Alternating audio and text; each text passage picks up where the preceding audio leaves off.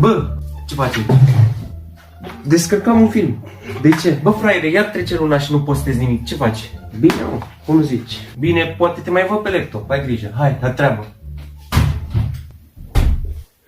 Salut artiștilor și pasionaților de artă, ce faceți? Eu sunt Fabian și uite că revin cu un clip nou pentru voi. Pentru cei care știți, în vară l-am desenat pe Dorian Popa și i-am trimis desenul lui Matey. Am încercat să-i trimitem desenul, Matey a făcut clip, aveți link în descriere.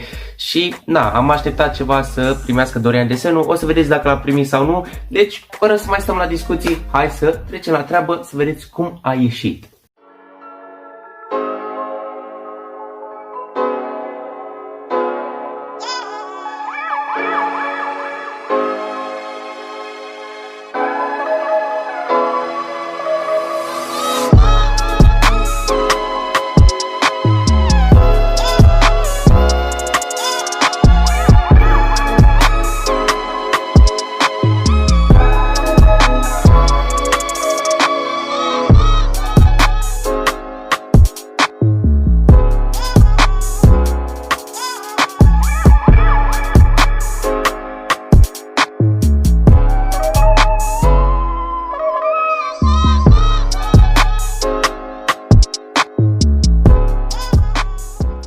Dacă vă place această serie și vreți să mai vedeți clipuri din ea, și anume desenezi youtuberi, nu ezitați să apăsați pe butonașul ăla de like și de subscribe pentru că durează extrem de mult un clip de genul.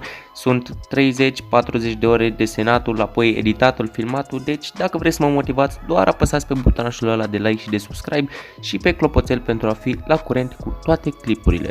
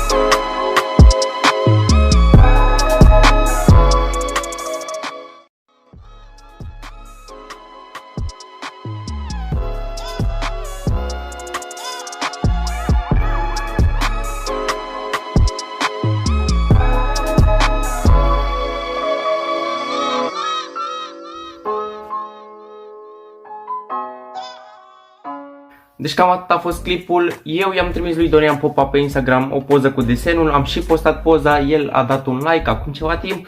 Dar nu știu, voiam să îi trimit desenul pentru că asta e seria și nu a văzut mesajele. Dar să sperăm că după clipul ăsta, dacă îi dați tag și spamați, poate o să ajungă și la el și poate ne trimite acolo măcar un clip de 15 secunde cu reacția lui. Eu o să vă anunț în următorul clip, o să apară, nu știu, reacția lui dacă ne trimite. Cam atât a fost cu acest clip. Eu vă mulțumesc că a stat cu mine până la final. Noi ne revedem foarte curând. Pa, pa!